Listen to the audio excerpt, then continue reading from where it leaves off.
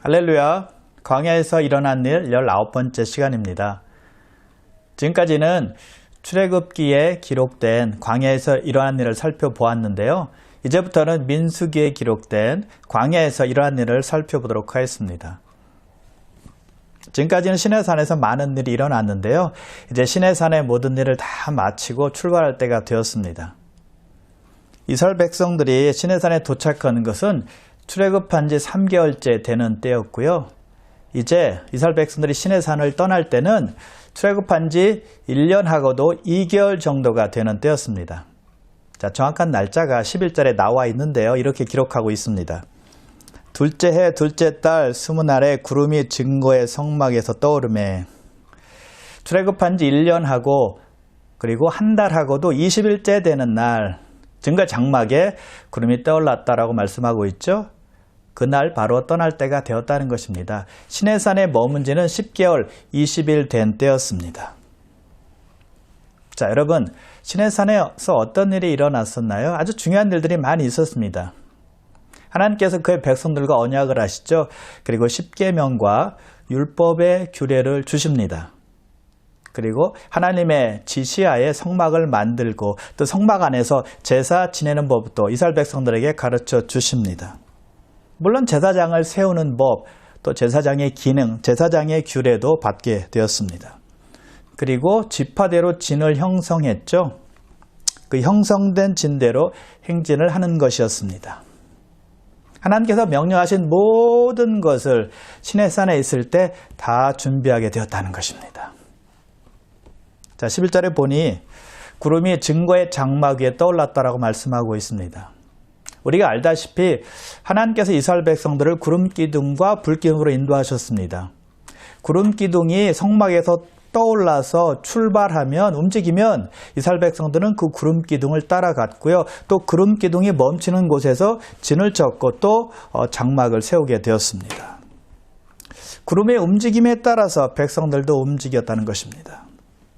자, 그런데 지금 바로 성막에 있었던 구름이 떠오르게 된 것입니다. 출발할 때가 되었다는 사인입니다. 가나안 땅을 향해서 행진할 때가 되었다는 것입니다.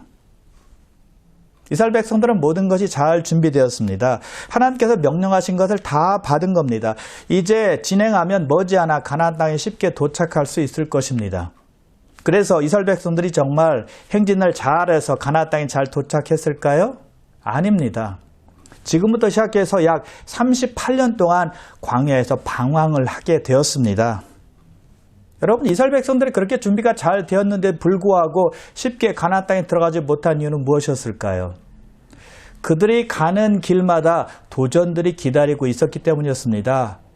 그 도전들을 믿음으로 이겨야 했다는 것이죠. 그런데 이스라엘 백성들은 믿음으로 이기지 못한 것입니다. 도전을 겪을 때마다 믿음을 발휘해야 했지만 그렇게 하지 못한 것입니다. 배우고 준비한 것을 가지고 도전을 만날 때마다 활용을 했어야 했지만 그렇게 하지 못한 것입니다. 하나님 말씀 의지하고 또 하나님께 기도로 다 맡겼어야 했지만 그렇게 하지 못한 것입니다. 여러분, 군사들이 군사 훈련을 잘 받으면 전쟁에서 승리할 수 있을까요? 진짜 승리는 실전에서 승리해야 승리하는 법입니다. 배우고 갈고 닦은 것을 실전에서 잘 활용해야, 실전에서 잘 발휘해야 이길 수 있다는 것입니다. 운동 경기에서도 마찬가지죠. 준비를 많이 해야 됩니다. 훈련을 많이 해야 됩니다. 그런데 그 훈련하고 준비한 것을 가지고 경기 때 집중력을 가지고 훈련한 것을 잘 활용할 때 그때 이길 수 있다는 것입니다. 여러분, 우리 영적 싸움도 마찬가지라고 생각해요. 준비하는 것이 우선이죠. 그러나 거기서 끝나는 것이 아니라 끝까지 집중력을 잃지 않고 주님 바라보고 믿음으로 나아갈 때 승리할 수 있다는 것입니다. 끈기와 인내와 믿음과 버티는 힘을 가지고 있을 때 승리할 수 있다는 것입니다. 말씀을 의지하고 우리 주님께 기도하며 다 맡기며 나아갈 때 승리할 수 있다는 것이죠. 바울은 어떻게 승리했을까요? 이렇게 고백을 합니다. 디모데후서 4장 7절인데요. 나는 선한 싸움을 싸우고 나의 달려갈 길을 마치고 믿음을 지켰으니 바울은 선한 싸움을 계속해서 싸웠다고 말합니다. 그리고 달려갈 길을 계속해서 달려갔다고 말합니다. 그리고 믿음을 지켰다라고 말합니다. 우리도 역시 마찬가지입니다. 우리의 싸움을 계속해야만 합니다. 그리고 우리의 달려갈 길을 계속 달려가야만 한다는 것입니다. 그리고 믿음을 지킬 때 우리가 승리할 수 있다는 것입니다. 그러면 성경에서 약속하십니다. 의로우신 재판장이신 우리 하나님께서 우리에게 의의 면류관을 주신다라고 말씀하고 있다는 것이죠. 그래서 이스라엘이 시내산에서 모든 준비를 마치고 출발하게 된 것입니다. 이제부터가 시작이라는 것이죠. 그런데 행진할 때 순서가 있었는데요. 하나님께서 지파별로 행진하도록 명령하셨습니다. 이스라엘 백성들이 그대로 출발을 합니다. 이미 민수기 앞부분에서 하나님께서 지시하신 내용입니다. 민수기 2장에 나오는데요. 거기에 보면 이스라엘 백성들이 동서남북으로 성막을 중심으로 해서 진을 쳐야 된다라고 말씀하고 있습니다. 그리고 행진할 때로 그 포맷에 맞게 행진하도록 말씀하셨습니다. 선두는 유다 지파 진영의 군기에 속한 자들이었는데요. 거기에는 이사갈 지파, 스불론 지파가 속해 있었습니다. 그리고 성막을 책임진 레위 지파 사람들이 성막을 메고 그 다음을 따랐습니다. 여러분, 성막은 언제 만들어졌죠? 하나님의 지시하에 시내산에서 만들어졌습니다. 하나님께서 이스라엘 가운데 임재하는 곳, 그것이 성막이었죠. 그리고 이스라엘 백성들이 하나님을 만나는 곳이 성막이었습니다. 그래서 시내산에서 출발할 때는 성막을 걷어서 레위 자손들인 게르손 자손과 무라리 자손이 어깨에 메고 그 다음 순서로 따랐다는 것입니다.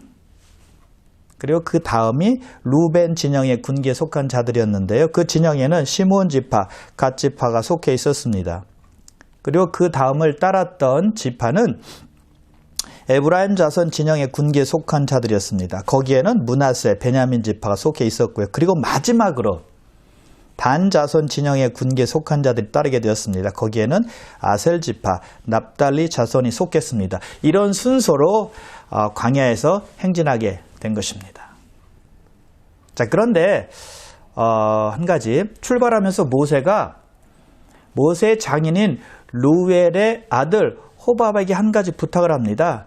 여기에서는 루엘이 모세의 장인이라는 이름으로 나오는데요. 출애굽기 18장에 보면 우리가 잘 아는 이드로라는 이름이 나옵니다. 둘 다 똑같은 사람이에요. 그런데 모세가 그의 장인의 아들 호밥에게 한 가지 부탁을 합니다. 이런 부탁을 해요. 29절인데요. 여호와께서 주마하신 곳으로 우리가 행진하나니 우리와 동행하자. 그리하면 선대하리라. 여호와께서 이스라엘에게 복을 내리리라 하셨느니라. 모세가 호밥에게 이스라엘 백성들과 함께 해달라고 부탁하고 있습니다. 호밥이 그 제안, 그 부탁을 받고 어떻게 했을까요? 자기 고향, 자기 친족에게로 가겠다라고 하면서 거절합니다. 그저 모세가 다시 한번 말합니다. 그것이 31절, 32절에 있는데 이렇게 말하죠. 우리를 떠나지 마소서. 당신은 우리가 광야에서 어떻게 진칠지를 아나니 우리의 눈이 되리이다. 우리가 동행하면 여호와께서 우리에게 복을 내리시는 대로 우리도 당신에게 행하리이다. 모세가 호밥에게 다시 한번 부탁을 하죠. 자기들의 눈이 되어 달라라고 말합니다. 자, 모세가 호밥에게 부탁한 이유가 있는데요.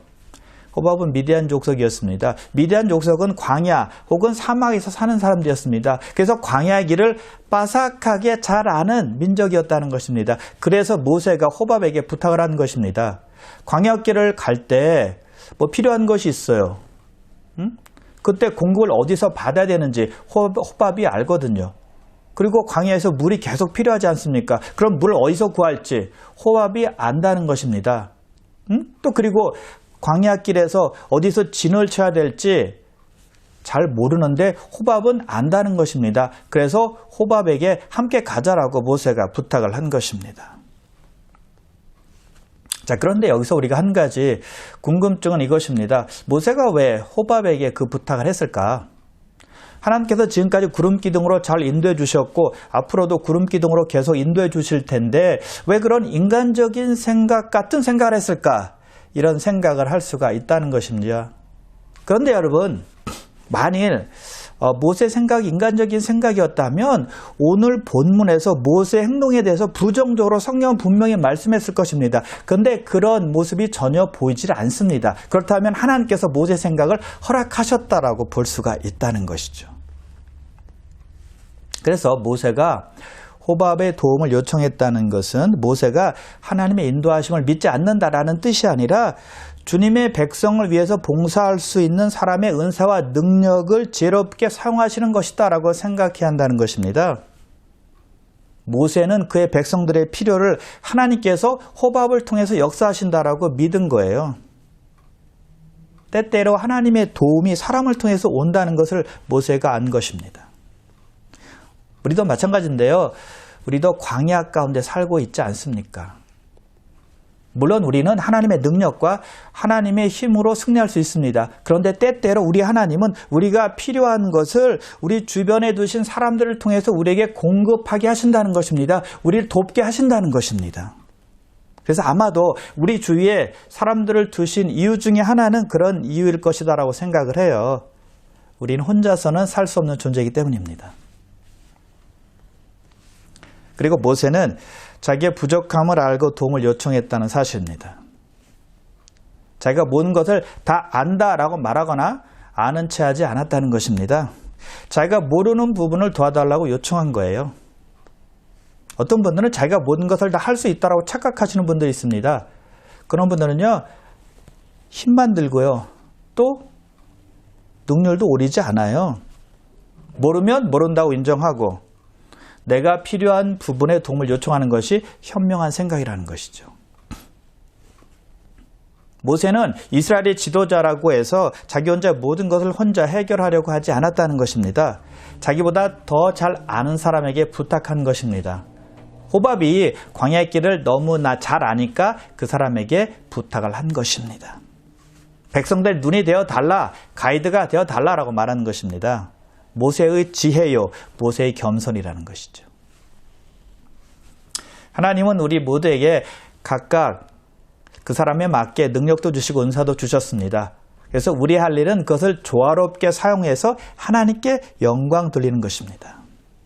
교회에서도 필요하고 우리 일상에서도 필요한 것입니다. 서로 은사들을 발견해서 돕고 또 도움을 받는 것이죠. 그래서 모세는 지혜롭게 호밥에게 구한 것입니다. 자, 또 모세는 호밥에게 단순히 백성들의 눈이 되어 달라라는 이유 한 가지 때문에 그에게 같이 가자라고 말하는 것이 아닙니다. 아주 중요한 이유가 있습니다. 29절을 볼까요? 우리와 동행하자, 그리하면 선대하리라. 여호와께서 이스라엘에게 복을 내리리라 하셨느니라. 여호와께서 이스라엘에게 복을 내리실 텐데 하나님의 복받는 백성과 함께 하자라고 말하는 것입니다. 하나님께서 약속하신 가나안 땅으로 함께 가자라고 말한 거예요. 광야에서 아무 목적 없이 살지 말고 허송세월하지 말고 하나님의 뜻대로 살자, 하나님만 따르자라고 말한 거예요. 여러분, 여러분의 가족, 친구, 친지, 또 이웃들 중에 예수 믿지 않는 분들이 있다면 영적 가난으로 함께 갑시다라고 권유하시길 바랍니다. 천국에 함께 갑시다라고 권유하는 여러분 되시길 바랍니다. 그런데 모세가 좋은 제안을 했지만 호밥은 거절했습니다. 그때 모세가 포기했나요? 포기하지 않고 재차 부탁을 합니다. 그때 호밥이 어떻게 했을까요? 승낙했을까요? 아니면 모세의 제안을 거절했을까요? 사사기 1장 16절에 보면 가나안 정복 때 유다 자손이 차지한 그곳에 가서 호밥 가족이 거주했다라고 기록이 되었습니다. 할렐루야. 여러분, 그러므로 여러분의 가족이나 여러분의 친구들이 믿지 않는 그런 분이 있다면 계속 권유하시기를 주님의 이름으로 축복합니다. 자, 이제 이스라엘 백성들은 시내산을 떠나게 되었고 3일 길을 가게 됩니다. 그때 누가 앞서서 인도했다고 말씀하고 있을까요? 자, 33절인데요. 그들이 여호와의 산에서 떠나 3일 길을 갈 때 여호와의 언약궤가 그 3일 길에 앞서가며 그들의 쉴 곳을 찾았고 행진 이스라엘 백성들을 이끈 것은 하나님의 언약궤였습니다. 언약궤가 앞서서 갈 때 이스라엘 백성들이 따른 것입니다. 언약궤가 그들의 나침판이 되었다는 것입니다. 언약궤는 당연히 예수 그리스도를 상징합니다. 예수님께서 길을 인도하실 때 그 길을 따르기만 하면 그 길은 틀림없는 길이 되는 것이죠. 쉴만한 물가로 인도하시는 길이 된다는 것입니다. 여러분, 광야는 인도자가 없이는 갈 수 있는 길이 아닙니다. 나침판이 없어서는 갈 수 있는 길이 아니라는 것이죠. 저와 여러분이 바로 광야 같은 인생길을 살고 있다는 것입니다. 그렇다면 우리의 길을 인도해 주시는 분은 바로 예수 그리스도 한 분이라는 사실을 믿으시길 바랍니다. 우리의 목자 대신 예수님만 따르기만 한다면 방황하지 않는 삶, 복된 삶이 된다는 것을 믿으시길 주님의 이름으로 축원합니다. 그리고 궤가 떠날 때 모세가 하나님께 기도하는 것이 있었습니다. 그것이 35절에 나오고 있는데요. 이렇게 기도합니다. 여호와여 일어나사 주의 대적들을 흩으시고 주를 미워하는 자가 주 앞에서 도망하게 하소서. 하나님, 우리 앞에 가셔서 우리의 적들을 다 물리쳐 주시옵소서. 하나님 없이는 우리가 이길 수 없습니다. 하나님께서 도우셔야만 합니다. 하나님께서 인도해 주시옵소서라고 모세가 하나님께 기도하는 것입니다. 여러분, 사람이 한 번도 가보지 않는 길을 간다면 얼마나 두렵겠습니까? 얼마나 불안해하겠습니까? 얼마나 떨리겠습니까?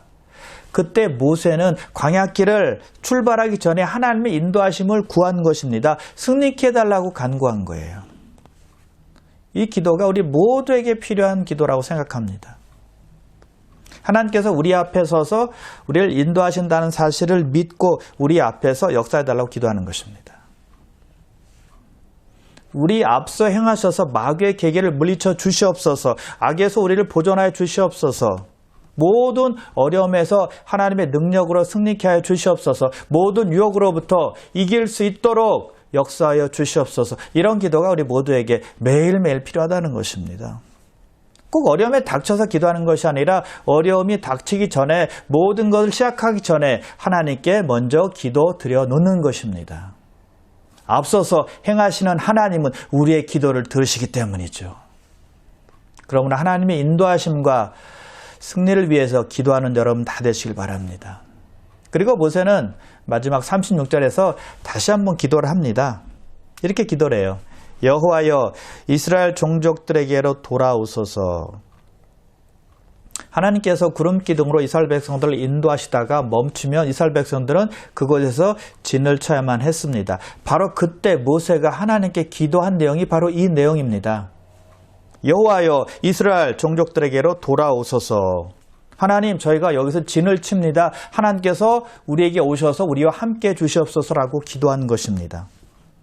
직장을 시작할 때, 비즈니스를 시작할 때, 새로운 집에 이사 갔을 때, 어느 곳이든 머무르기 시작할 때 하나님께 기도하는 것입니다. 하나님, 나에게 돌아오소서. 하나님, 나와 함께하여 주시옵소서. 하나님이 필요합니다. 하나님, 역사하여 주시옵소서라고 기도하는 것이 필요하다는 것이죠.